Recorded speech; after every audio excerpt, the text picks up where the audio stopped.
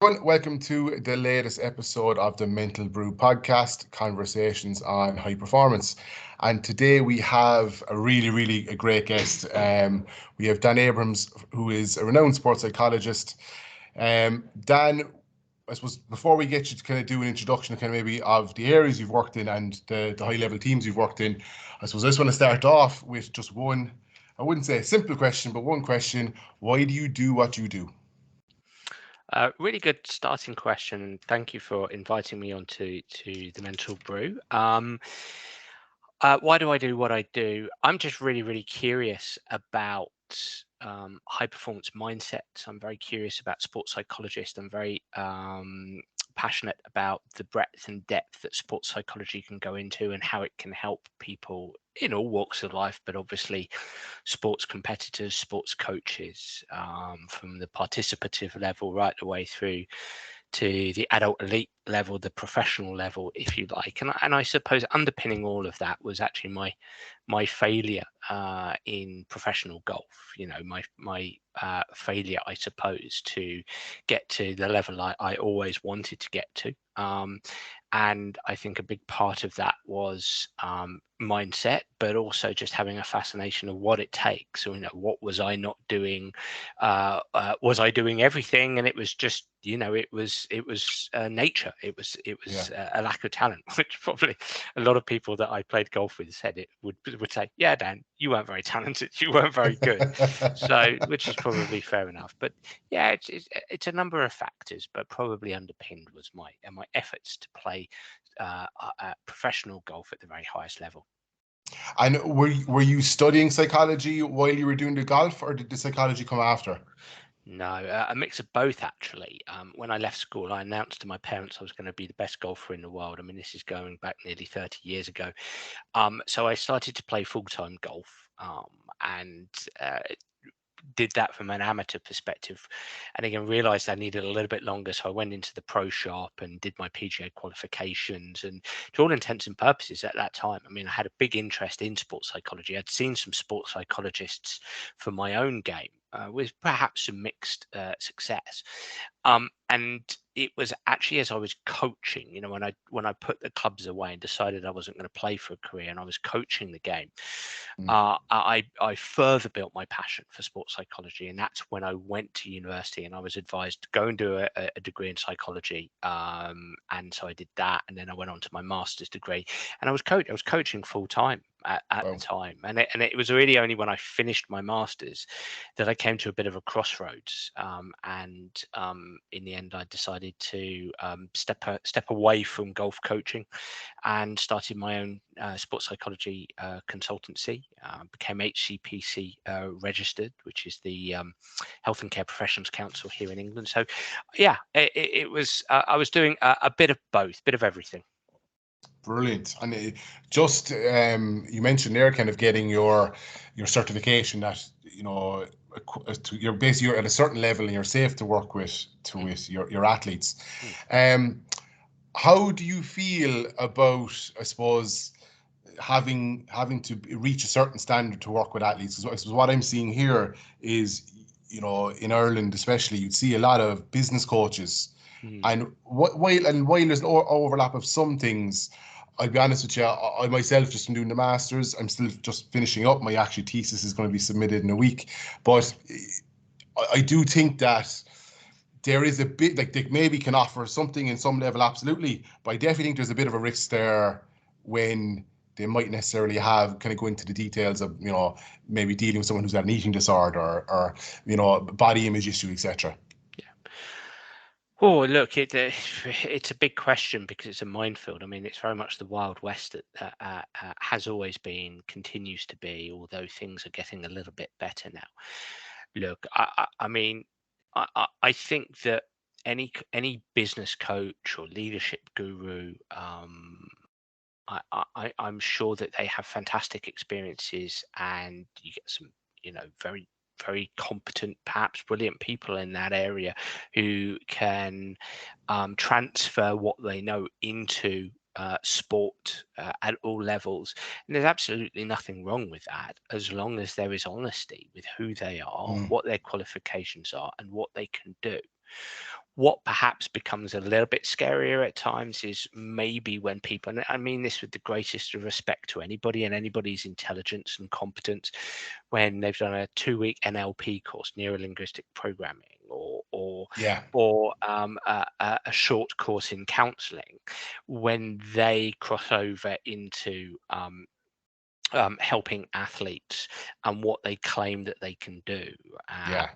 and what they're protected to do. But equally, I take my own competence level very seriously. I mean, as we're speaking now, this morning, I wrote back to somebody who had sent me an email. I get plenty of emails every day asking if I can work with people, and somebody said to me that their young child was experiencing quite severe depression and anxiety, and really I felt that it was going to be above my competence level. Ethically, I had to suggest other directions for that person and their child. So, as a fully qualified and registered sports psychologist, I can help people with low level mental health disorders, and I have basic counselling qualifications, so I can absolutely help with day-to-day welfare and well-being. But anything that is clinical by nature, anything that is psychopathological, for me personally, I can only speak for me, Yeah. I would pass that on to somebody else. So I think, no matter who you are in this world, I think it's incumbent on anybody working with other human beings in this area to act ethically. Yeah. And I hope that happens. I know it doesn't. I know it doesn't. I know there are people out there who have very basic counselling qualifications who will go and work with people, as you say, with eating disorders or with personality disorders or with severe clinical chronic depression and so on and so forth. And that's not a good thing. That's not a good place. We've got to continue to chip away at helping organizations and individuals in sport understand who is competent to help them in what area. I think that's really, really important. And I think we'll always be battling with that for a bit. But last thing to say here is the most important thing is we help organizations understand, the people that they're taking on and what they should and shouldn't be doing. Yeah, and as kind of mentioned when I first reached out to you, I'm very much a new practitioner. And just bringing you back to I suppose when you first started, was there kind of a sense that I suppose you always wanted to help, and maybe you had to learn that, oh, hang on, look, this person's coming to me for counselling. This isn't my job. This isn't my remit. As you said, I can offer to a certain level. As have you seen young practitioners maybe struggle with that because they're eager? They, I suppose, mightn't have that much experience, and I suppose maybe thinking that they can do a bit, maybe too much, and maybe wanting to do too much, but obviously mean that in a good way. Yeah, I'd be honest and say I haven't seen that, but I don't necessarily live in that space. So Yeah. I couldn't. I'm sure that happens. I actually think it's more, it's more people who have given up a certain career and they've done some courses and they're in their 30s, 40s, 50s, who want to shift over and do this because they want to be involved in sport or something like that, and perhaps either they're not ethically inclined, or they don't appreciate the importance of personal ethics and codes of conducts and standards. I think that always what I say to young people reaching out who are just recently started their master's degree or anything like that, because I get a lot of people reach out, a lot of young people who say, I'm doing this, can I have some work experience, etc., and it is very difficult to get and to give work experience in this area because of confidentiality and so on and so Yeah. forth. So I always say to young practitioners, look, go out there and be honest with who you are. You're a sports psychologist in training, or you're a sports psychologist or you're currently doing a master's in sports psychology. And I just think there is plenty of opportunity for young people, as long as they're honest, as long as they're honest with the people that they're speaking to about where they are. And potentially those who do a master's degree aren't necessarily charging any kind of fee. That if it's an under 16s team, local team that you can do a little bit of work with on, let's say, basic mental skills. I really don't think there's anything wrong with that. If there's somebody, if there's somebody there who has more clinical challenges, psychopathological challenges, of course that shouldn't, you shouldn't step over it into that area. And I do understand that when I say to people, go out and actually do it, go out and experience it, I'm relying on the fact that they'd recognize when they shouldn't tread over it into a certain territory. I do understand that comes fraught with some danger, but I do also say that young people need the opportunity to go and get some experience. That's really, really important. So I think as long as you're honest, as long as you stick to what you can do, young people need the opportunity to stand in front of teams. Young people need the opportunity to sit in front of players and do some basic mental skills work with them in order to build their competence. I was a golf coach, and I was absolutely passionate about sports psychology. And as I was doing my initial degree and my master's degree, I started to have more and more. The way I did it was have more and more conversations with players about the mental side of the game, to the point with some young players, as a golf coach, as a PGA golf coach, I would sit down with him and I would say, let's draw up a mental game plan for you here. Obviously, making sure that they or their parents understood that I wasn't a sports psychologist, that I was their golf coach, but I was invested in the mental side of the game. And that's how I started to build my literacy around this, my vocabulary, my capacity to deliver on this. It started then and built from there. And then as I got my qualifications, I started to be able to do more and branch out and charge on that. So yeah, it's a tough profession to get into ethically and correctly. Yeah. And there's one question that when I knew you were coming on, there's one question I really wanted to ask in terms of you get a call. So you get a call from a Premiership club, just, it could be whatever club you want to think of. And, you're excited about going in, but sitting in front of you is maybe multimillionaires, absolute superstars, and you're coming in to work with them. And I find it fascinating. How do you deal with that? Where, like, for me now, this would be a dream. I get a call in the morning, Man United ring me, come in and work with our players. But I'd be a Man United fan, so like I'd be looking at them kind of in awe. How do you deal with that, or how do you kind of go, okay, Gary Neville, yeah, absolute superstar, but I have to do a job here with him. You know what, Dennis, it's really funny. I think the first way to answer that is to come back to the context-specific nature of confidence. And I'm saying this because if I draw on my golf experience, when I was a professional golfer, and this really does demonstrate that I should never have been, I loved being a pro golfer for the brief period I had, but I was probably never destined to be one, because honestly, I could stand on the golf range, hit golf balls all day long, and then get to a golf tournament, I don't know, the following day or the following week, and really it felt all wrong in my hands, and I just didn't feel confident, and I would have 10 people watching me, for example, and I would be absolutely terrified. I really would. I'd suffer from some serious state anxiety, if I was going to use a psychological term. And it always seemed to be that way. I never had that context specific confidence around golf. I always tended to have that experience, that state anxiety. And I'm saying that because whenever I stand up in front of a group of people, and if you're asking me to make them laugh, and be a comedian, I'd probably be terrified, just as terrified as if I had a golf club in my hands. But if you're asking me to talk about sports psychology, I've always been actually really confident speaking in front of a group, irrespective of who they are, to do this. So I think I'm saying that because first and foremost, and I say this in as humble a way as I possibly can, I've always had a slight natural affinity to the subject, and I've always been able to articulate myself in front of a group, and I've never had a problem standing in front of multimillionaires delivering my stuff. I've never really gotten overly nervous about it or worried too much, because I know that I know more than them on the subject matter, and I know how to deliver in a manner that's going to keep them on board. And I'll give you a way to do that. The first thing to say in front of a group of multimillionaire footballers is especially now as they've heard a lot of stuff, and they can be a little bit skeptical to the point of cynical if you're not saying the right things.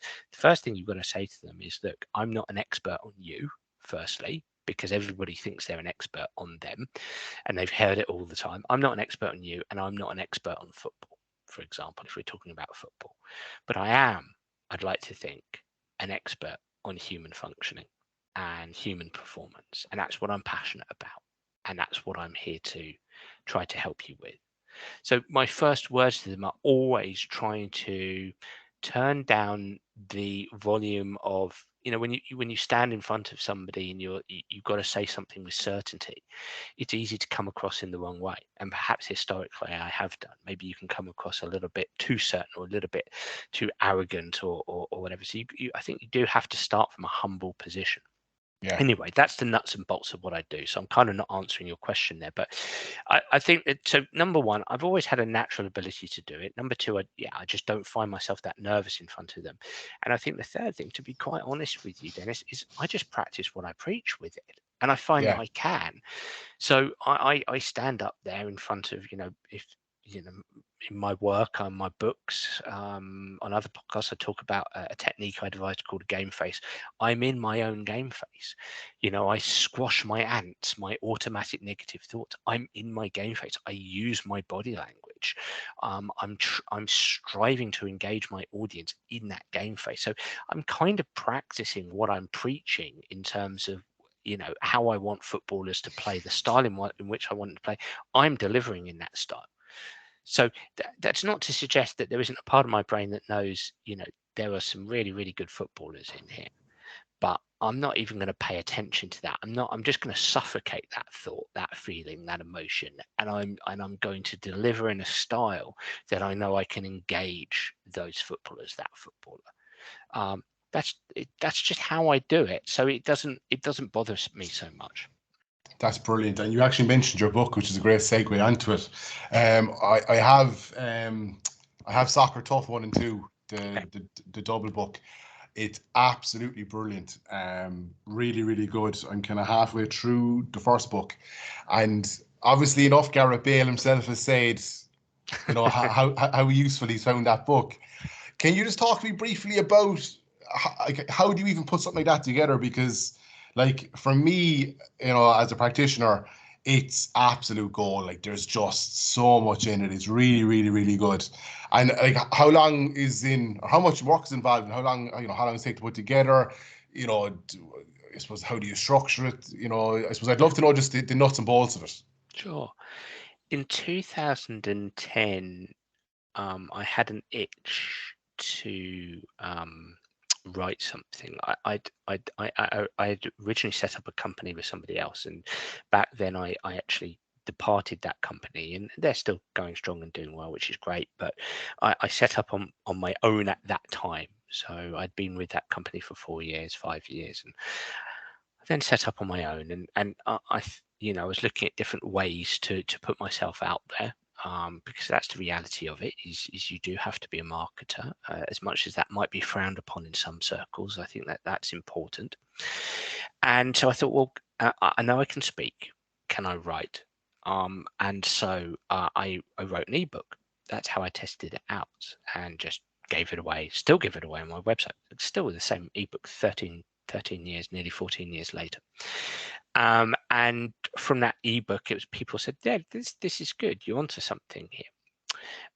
And I had done a lot in football over 4 or 5 years by that time, 2010, 2011, and so a big influence on me was, as a golfer, was arguably, at least in the top 3, but I would say the most iconic sports psychology book out there, the one that has had the most influence and changed our industry, in my opinion. And that's Dr. Bob Rotella's Golf is Not a Game of Perfect. And it's great even for those who don't like golf. And what Bob Rotella had done was he was the first, I say, sports psychologist to come along and write a book that didn't really mention theory. I mean, he was a professor of psychology at Virginia State, I think it was. Yeah. Or University of Virginia. I think there's a difference between the two, so I can't remember which one it was. So apologies to him, but I think it's University of Virginia. He was a professor of sports psychology for many years. So, and he had done a lot of research, a lot of papers. So a very good academic, but it was the first book to come along that didn't really mention research at all, and really just direct it to his stories. And he clearly got permission from clients. And I know there are some hardcore sports psychologists who don't like that at all. And I do understand that. I empathize with both sides. But he wrote some wonderful chapters in this book with wonderful stories of some of the professional golfers that he'd worked with. And it was a golf book, but applies to all sports. And I decided, I thought, wow, you know what? When you go to Amazon at that time and you had a look at football psychology or soccer psychology, if you like, really nothing there. It might have been one or two publications, but basically nothing. So I thought, I want to do the same for football, soccer, psychology, as Bob did. I'd had some good case studies by that time. Carlton Cole, who went from sort of forgotten West Ham reserve team player to England international in 18 months when I was working with him. There was actually an Irishman called Anthony Stokes, who has sadly got himself into some difficulties over the last few years, bless him. But at the time, he was knocking in goals left, right, and centre for Hibernian. And there was just a few others, and I was working at QPR at the time, so there was plenty of potential material to discuss there. So I got permission from them to talk about some of their stories. And I just really wanted to bring it alive. And I also go back to when I first started in sports psychology, as much as I appreciate and respect, especially now with my own podcast, which we interview academics every week on their research papers, as much as I respect the importance of being theoretically underpinned and respecting theory and respecting, research, especially at that time, I just was like, I really want to demystify this. I want to bring this alive as much as I possibly can. So I wrote it in very much that style. Whilst I might have alluded to, some theory and some research, I didn't feel wedded to, I must couch everything that I say in evidence. So it just became a real story, a series of stories, narratives. As you know, one chapter is how Carlton squashed his ants, his automatic negative thoughts. Another one was Stokesy the greyhound, because we used a metaphor of being a greyhound on the pitch. I talk about memory, imagination, and perception. So I just really wanted to bring it alive, have stories, and that I wanted to engage the reader, and in a space where there really wasn't much there.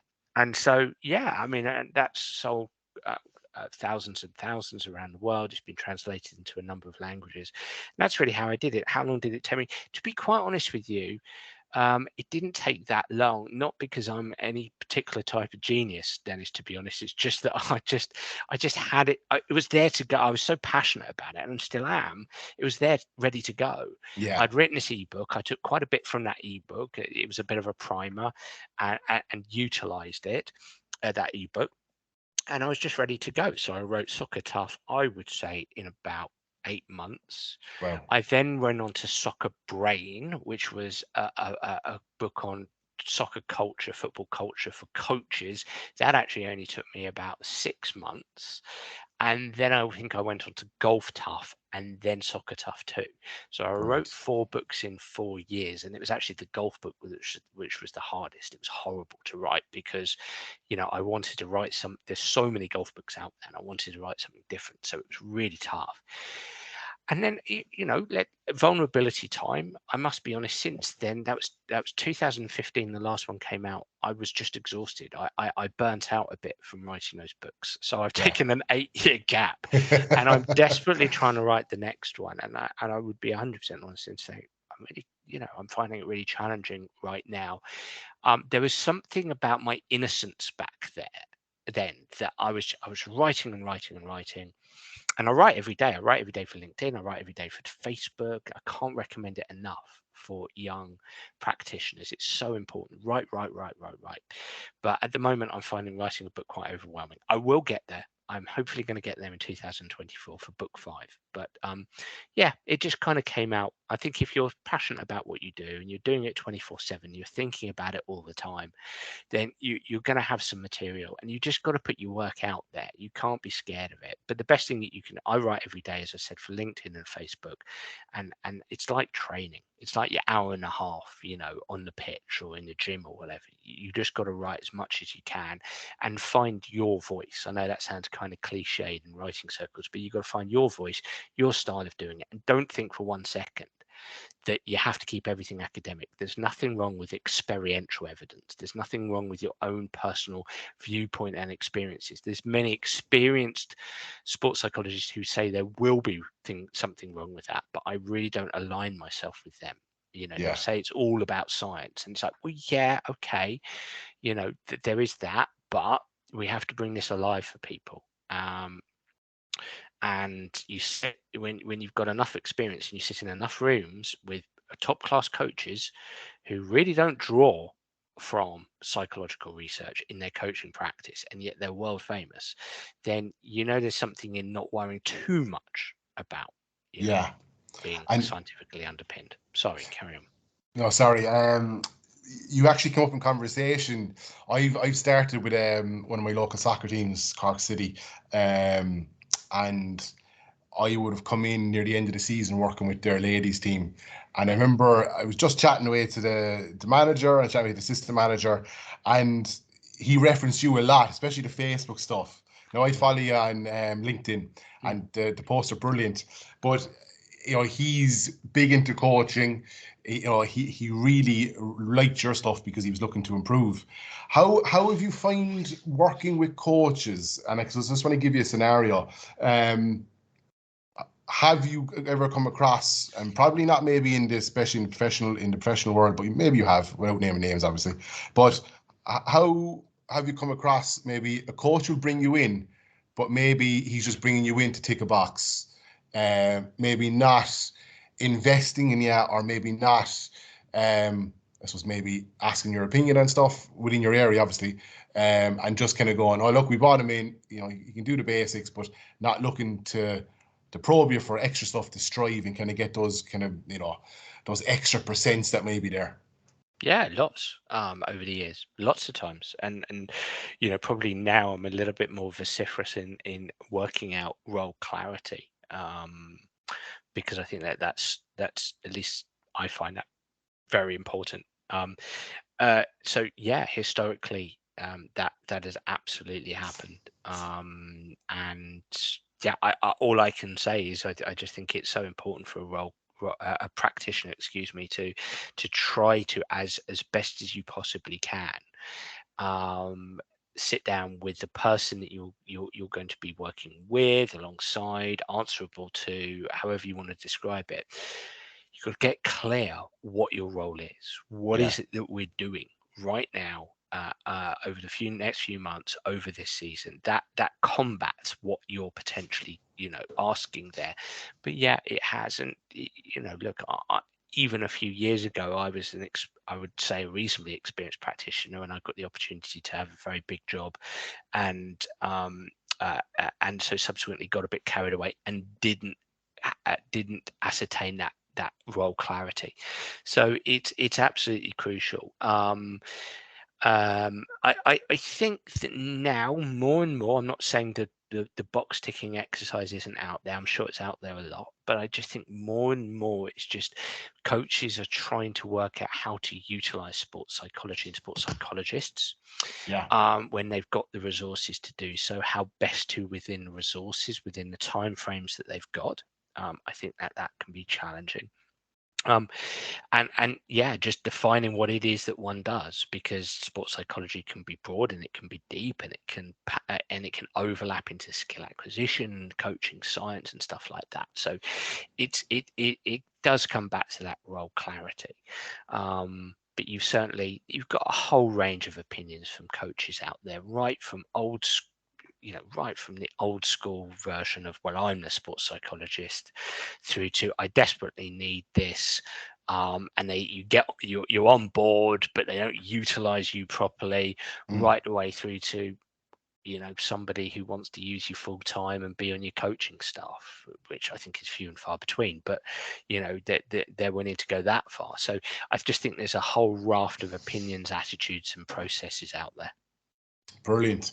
And I suppose just in regards kind of helping the coaches, how do you bring sports psychology, we'll say, from the one-to-ones and maybe from your workshops on to the actual field of play for training for coaches? How do you integrate that? Yeah, well, I'm passionate about once you've got that role clarity, and it could be anything. I would say my ideal scenario is that a head coach agrees to have an integrated performance psychology process running through the team and the club, so we can build a shared language, a shared identity around this, a shared mental model. So I'll give you a working example. I tend to use the term, so we're talking performance psychology here primarily, but that doesn't mean that performance psychology cannot drip feed into daily well-being and welfare, which might drip feed back down into mental health. But let's start at the performance psychology level. By and large, when I get a call, can you come and talk to us? The initial conversations are from a performance psychology perspective. And I try to tend to bring in the language HPM and LPM, high performance mindset and low performance mindset. I'm not suggesting I do that every time, but by and large, that's where I try to take things. And I would be saying to the head coach, okay, all right, what in my opinion, we need to do, if we want to build individual frameworks, mental frameworks for competition, if we want to develop our team mental framework for competition and have both the individual and the team frameworks aligned, and we want that to be coach driven and player leader driven, and we want it to drive teamwork as well, all of those things, so we can be quite greedy here, we need to have a shared language. We need shared mental models here. So what better than to have these two very simple terms, HPM and LPM, high performance mindset, low performance mindset. And so what we're going to start to do, where we're going to potentially start, and again, this can differ depending on context, but where we're potentially going to start is with the team itself. Let's bring these two terms in and let's work out that as a team, what we're going to commit to be in our team high performance mindset. So we start to break that down with the players themselves. Okay, that might just be with the coaches, but often it's with the players themselves. And I'd help with the language there and make suggestions, maybe on a PowerPoint or something like that. But we're going to break this down, this HPM. And so once we've got that in black and white, what our team HPM, high performance mindset is, and where we might have a tendency to drop down to a low performance mindset, subsequently now we've got the things in black and white. Subsequently now we can start reinforcing that. So I'm answering you this way. Let's go back to your actual question. How do you take it onto the grass? Now we've got a common language. Now we've got some shared mental models that when we're on the grass, and let's come back to my ideal scenario where the head coach is open enough to invite me to deliver on the grass and invite me to check in with the players on the grass between activities, for example, that now affords me the opportunity to have conversations with the players as a group. So we might be in between a keep ball and a small-sided game, or a small-sided game, and if we're talking football, soccer here, small-sided game, and 11v11 or whatever it might be. And I might gather the players around and start asking them start posing questions around, the high performance mindset framework that we've created. How do we do there? Mark out of 10. What went well? What can go better next time?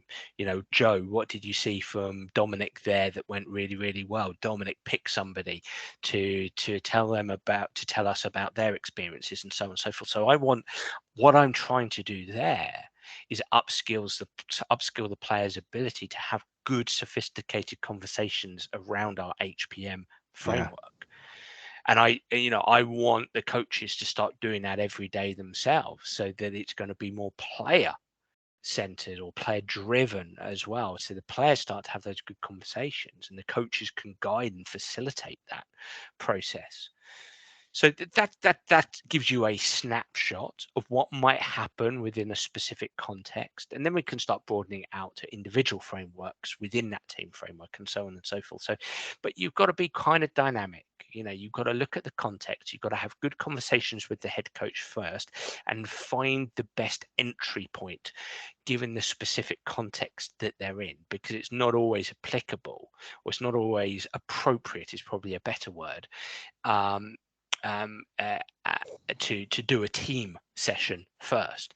It might be that you have to start, with some individuals. When I started at Feyenoord, the Dutch Eredivisie team that I work with now, we just started with a couple of individuals first. We started with the team captain, who at the end of last summer went to Benfica for 30 million euros.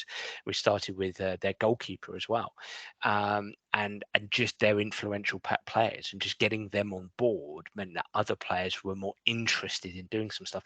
So there's all kinds of mini ways that you can probe the culture in order to find your entry point, if that makes sense.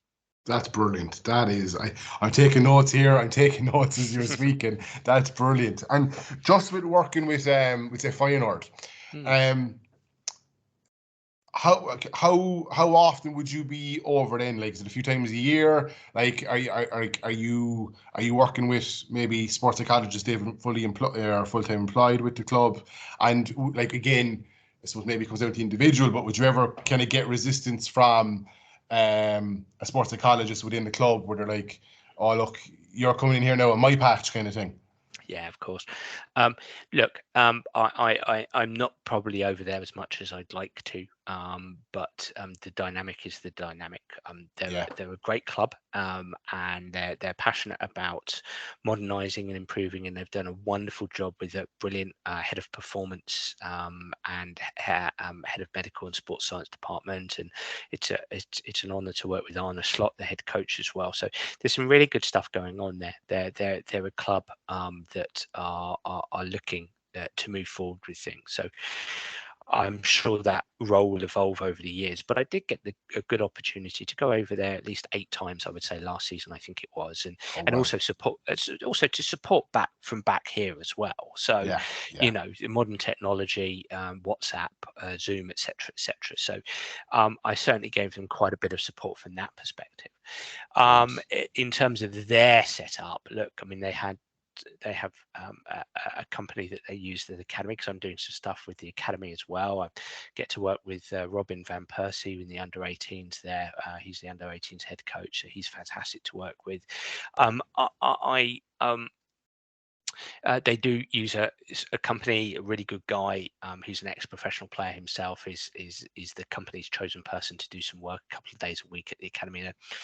And the times I've met him, he's been great, and he does his thing and I do my thing. And really, you need champions within the environment who are going to help integrate your work, especially if there's somebody else in there. And that's what a wonderful person called Ferdy Klassen at the academy level has been my champion in the academy, and he is in essence in charge of the whole academy welfare program, and he has enabled myself and the other person to really do our own work, and we don't butt heads in any respect whatsoever. And I think we would be too respectful of each other to do so. And then at the first team level, the head of performance, Lee Eggers, who's an Aussie there, he is my champion there, and he really drives it. But there's nobody else in at first team level. These days, what you find, Dennis, is there are players in every single club now who have their own personal sports psychologists. Players are now choosing to fund their own personal sports psychologists. Not everybody, but some, and that definitely happens at final. And I think that's brilliant. But what I can offer is a way to create this shared mental model and this shared language, and that's what we did very much last year. I can't obviously I have to be respectful of what's proprietary, but what I can say is we were able to use that HPM model and do some stuff there. But all of these environments are complex and complicated. There's lots of moving pieces, and of course there are people in and around who do stuff. So it can be enormously challenging to tread that territory as carefully as you can and do it in as efficacious a manner as possible. That's brilliant. Again, and thanks so much for just even sharing that little tidbit with the HPM. Really great stuff. So thank you for that. And I suppose from your experience with even being in the industry, is there a certain life cycle with a sports psych with a club where is it like maybe a coach is the similar voice, or is it just up to the sports psych to kind of be, as you said, be dynamic, think outside the box to keep it fresh?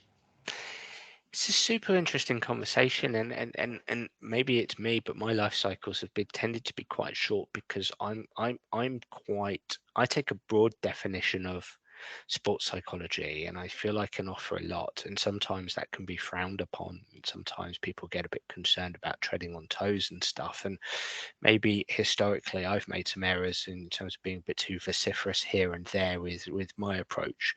I have a motto: fortune follows the brave. So I try to be brave in these environments, and I am at a point in my career where if I'm brave and I get dissenting voices, then I'm very happy to move on. If you don't want me, then see you later.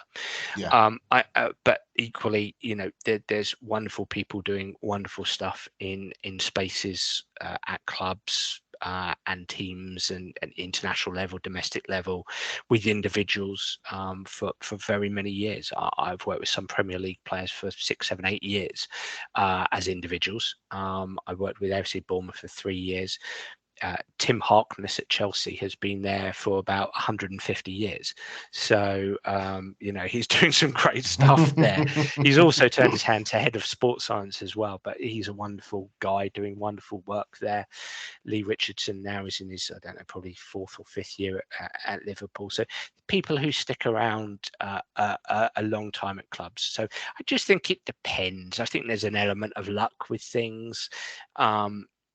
Who comes in, who's there, who likes your voice, how you act yourself, and so on and so forth. How the kind of way you want to do things. I love having multiple things. I could never do what Tim has done at Chelsea because he's has a full-time position there, has done since around about 2008 or something like that.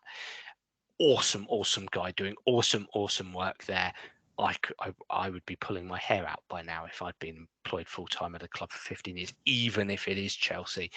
I like to have an array of things, an array of sports. I'm consultant psych for Feyenoord. I'm consultant psych for Aston Martin Formula One. I work heavily in other motorsports areas. I've worked with Sergio Perez this season as well from Red Bull.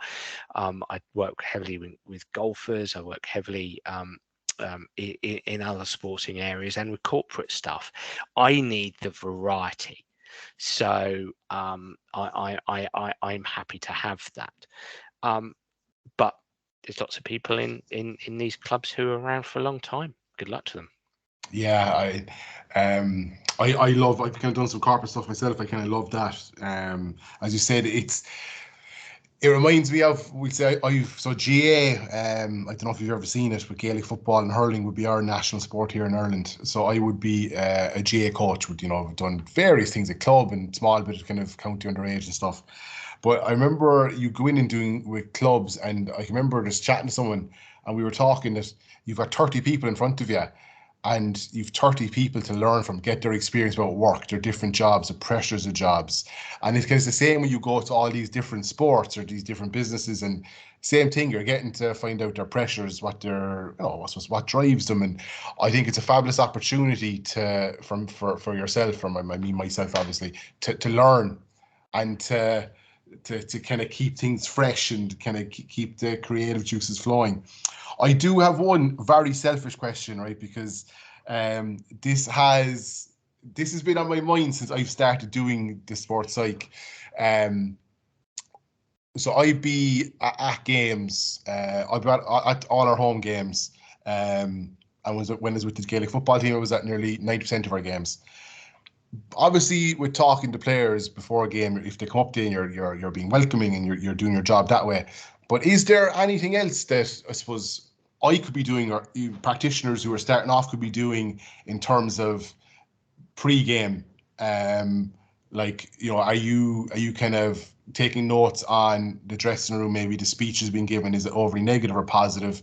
Is there something you could be doing during the match? And I suppose, is there something you could be doing, I suppose, after the game? I know that's kind of maybe a loaded question, but if you had any little tidbits there, I think that would be great. Yeah, sure. And by the way, I've worked in GAA, so Oh, brilliant. I've worked with a leading team last year. I can't mention who they were, but that was fantastic. I was in awe of the size of the pitch and the fitness levels of the players. It looked thoroughly exhausting just watching them. But I worked with a top team. Brilliant. And they didn't go on and win the championship, but they went a fair distance. And so I enjoyed working with their coaches. Look, I think my very general answer to that would be, yeah, get stuck in. I would be writing notes. I mean, I think your first port of call is, well, what coaches do you want me to do on game day? And if I've established those team frameworks and individual frameworks, I'll be striving to find the right messages or messaging from myself personally and from the coaches to the players. Messaging, from posters right the way through to your own sort of personal conversations prior to play. In an ideal world, I'm given permission by the head coach to listen into that team talk and to make notes and to have a good conversation with that person afterwards about what's relevant to what we're working on right now. Potentially that's going to be an ongoing thing, and we've had a conversation previously about what can be included within that team talk. So I'm going to be busy. I'm going to be busy doing my thing, passing on the right messages, working potentially with small groups with the right messaging, individual players with the right messaging, and being there for coaches if they need me, and listening into coaching conversations and listening into the head coach team talk. I'm going to be there at half time doing something similar. And I'm going to be there at full time doing something similar, and then those experiences are going to feed any kind of reflection that I'm involved in post game, the following day, the following week. Coaching itself is a constant evolving decision-making process. And so if I've got a raft of notes, a bunch of feedback for the head coach, that's potentially going to be great as a decision-making tool for that coach. It helps us have a good, sophisticated conversation through the week, and it can help that coach make decisions about behaviors and lines of communication in the next game. So I think as long as you've got permission to be, then you need to be, if you're involved and you're invited to game day, I think you need to be busy. I think you need to be involved. But also, let me just say, respecting, feeling out and respecting what you don't need to do. You don't always need to be intervening. You don't always need to be speaking. And there's definitely going to be players who just want you to stand aside and leave them alone. So, and with that in mind, you're always going to make mistakes. You're always going to, do something wrong from time to time. So, on that score, so that's how I would be seeing game day. That's unreal. That's brilliant. Thanks so much for that. And just with kind of going from, let's say, from field sports like soccer now just to motor sports, just for example, how do you, I suppose, prepare them for the motorsport? Like, is it a lot of the similar kind of stuff in terms of, I'm not looking for like what you do, but I'm just kind of saying, I suppose, how do you get your head into the athlete or the driver who's driving at 100 miles an hour going into a corner that could be particularly very, very dangerous, but at the same time, he's going to take the chance because he wants to pass the person in front of him, compared to maybe the athlete who is got or 10 other people who can kind of help him through, if that makes sense. Yeah, sure. It depends what level you're talking at. So motorsport is a very interesting one because um, they're so far behind on the psychological side of things. It's unreal, at all levels, from Formula One down to karting. So that's where most people start in motorsport, is karting. And in karting, there, and again, I come back to, I take a broad definition of sports psychology. So I'm interested in skill acquisition, I'm interested in coaching science, because it's all about learning, it's all about improving. Think of all the psychological constructs that are involved in those kind of things. And so when you work with karters, they tend to just do laps. They don't engage in deliberate practice. They're not necessarily purposefully improving their perceptual cognitive skills. And really, motor racing is all about perceptual cognitive skills, and that's again an area that I'm very interested in. So within anticipation and decision making, the world of anticipation and decision making, the world of cognitive science in sport. So I can be doing work on that. I can be doing work on deliberate practice, which I tend to be doing for karters. I could be working with the team around them, their team of coaches. So there's that. And then at the very highest level, Formula One, it's really the same, in as much as the frameworks might be different, but every single driver needs a mental framework to what they're doing. And actually, believe it or not, very few of them, I would suggest that few of them have that mental framework. I'm not saying none of them, and some of them might just have an implicit one. So they have it tacitly, or they've learned it implicitly, and it's kind of there, but they can't necessarily articulate it. But I think it's important to be able to overtly, explicitly articulate your mental framework.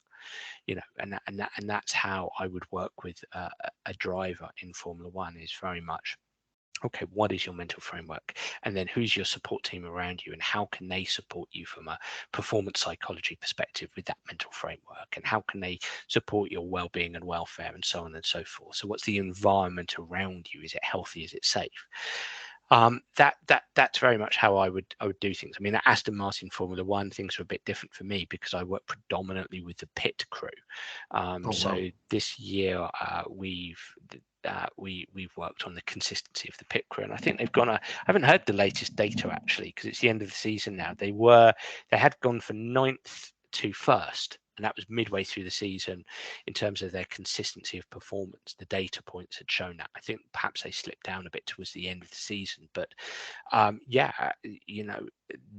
all these things are working in seconds and milliseconds, so they need they need mental frameworks.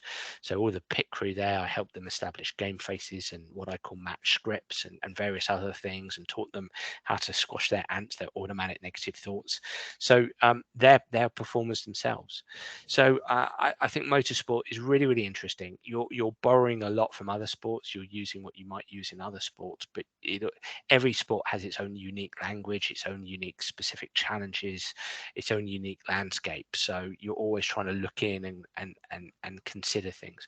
I think it's also important to suggest, to say, whether it's Formula One, motorsport, whether it's football, rugby, GAA, so much of our work now can be done from a systemic perspective as well, from top down, working on macro structures from top down. What are the boards saying? What are their processes and policies around the biopsychosocial aspects of things? Right the way through to the mesosystems, which is basically the teamwork, right down to the microsystems, which is basically the small conversations between coaches and players. But working at that highest level, that systemic level, now can be a very powerful way for sports psychologists to work. And I think certainly in Formula One, that's how sports psychologists in the future, I think, could really aid Formula One teams. And there are great opportunities there if if they accept you into their culture, into their landscape, which can be a tricky thing. So, but yeah, that kind of gives you a bit of an idea of how I work and how I would work in motorsport. That's absolutely brilliant. And I suppose I'm going to let you go now with maybe two more questions because I'm conscious of your time. Just for the people just starting off in this field, looking, you kind of mentioned already maybe doing the volunteering with maybe under 16 team, but what would you recommend them to do to start maybe building a profile to where they want to get to a high level? Is it still starting off with the underage teams? Is it maybe having maybe a bit of brass neck and just kind of going around and see who they like to work with them, but obviously at the same time saying what they can and can't do, etc.? Yeah, look, several things. Write. Just start writing. Just put your stuff out there, because when you write, you've got to think. When you think, you're wiring your brain. You really are, to use that metaphor from neuroscience. You're wiring your brain. You're connecting up your dendrites. You're building your expertise. Not all of your expertise, because you're not going out there and doing it, but you're thinking. You've got to think. And so writing is such an imperative thing. So I would say that it doesn't matter who you are, just write.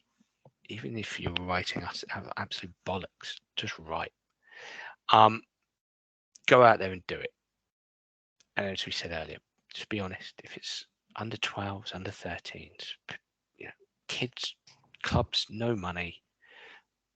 Ethically, be honest with be honest with them who you are. Probably means you don't take any money, which is the right thing to do, right place to start. But put yourself out there in that way. Get experience. Be rubbish. I was rubbish at the beginning. Probably some people might say I'm rubbish now. I don't know, but be rubbish at the beginning. As I said, I have so many people contact work experience, and I understand it. But you're really not going to pick that much up from work experience. You really aren't, because you're not going to get any experience from that perspective. I'm not going to take anybody on board and put them in front of my clients. So you can listen into my presentation, but you may as well just listen into this. There's no point necessarily. So get out there and do it and get it wrong. Read along with the writing and with the getting out there and do it. Read and read and read and read and read and read and read and read and read. Memorize. Don't just read, memorize. Write stuff down, memorize it, so that when you do, as you do start to experience, you are going to have ideas to help straight away. I've had clients come to me in the past, and I've said, like, have you experienced any of this before? And they've said, yeah, we had some person in to our team or club. This has happened a few times now. We had a person in, and that person sat down with me and asked me what my challenges were, and they said, right, I'm going to go away and I'll come back with some solutions for you, that type of thing. It's just like, you've got to be good enough to give solutions there on the spot. That's what a session is. So memorize stuff, read stuff, memorize, write stuff, loads of stuff. Get it wrong, get out there, get it wrong, fail, get some success, do well, and build from there. Get your qualifications, get your supervision, be ethically ready to practice, and and then just keep putting yourself out there. Just keep pushing yourself, push your brass neck, as you say. Get out there and do some stuff. Those would be the main things I would say. That's brilliant. And just with the GA team you were with, did you get to go to any games? Did you get to watch any games? No, I didn't. I went over a few times for some training sessions. So I'm afraid I didn't. I watched some games on TV, which were the first games I'd ever watched. But I worked predominantly with and through the coaching staff. And then when I got over there, with the players from a group perspective and an individual perspective, I watched training, fantastic. But I didn't watch a game. Yeah, I know. I just wanted to see if you kind of just got to see the game essentially, which you did, which is brilliant. Yeah. I've one last question. This is to do with coaches, and again, this is kind of because I know coaches will listen because I will be sending this to coaches. If you have a coach who's frustrated, maybe at results, maybe at players' attitude, or the wide spectrum that might frustrate them, like what tips could you give them to maybe not park it, but maybe focus on the bigger picture, and or what would you recommend? Yeah, look, I'll give you a simple answer. There's loads of answers I can give you, and it's also respecting, context. As you said, a coach can be frustrated, a coach can be despondent, a coach can be angry, a coach can be anxious, worried, doubting. Coaches are human beings, and they have all the experiences that players experience. I have a little technique that I call a coach head, and it's kind of similar to a player's game face, but it's a coach head, where I ask coaches to sit down, and I give them a whole bunch of words, action-based words, like energetic, upbeat, positive, confident, relentless, focused, those kind of words, adjectives. And I want them to pick 3 words related to who they want to be out there, no matter what, and probably who they want to be in and around, their clubhouse, their training ground. And then I get them to break those words down. So what does that look like? What does that mean? What are your players experiencing? So if a coach picks focused, and they've had a bad run of games, and maybe they're losing and they're getting anxious and they're getting a bit angry at things, well, let's come back to that word focused. And if we've deciphered what focused means to you, which might mean anything as broad or bland as stay in the present moment, or stay, day to day, right the way through to maintaining a sense of focus by the side of the pitch as you're engaged with training. It might be using an assistant coach to keep you focused. It might be focusing on the game plan. It might be focused on the present moment and looking at the patterns of play unfold during a game.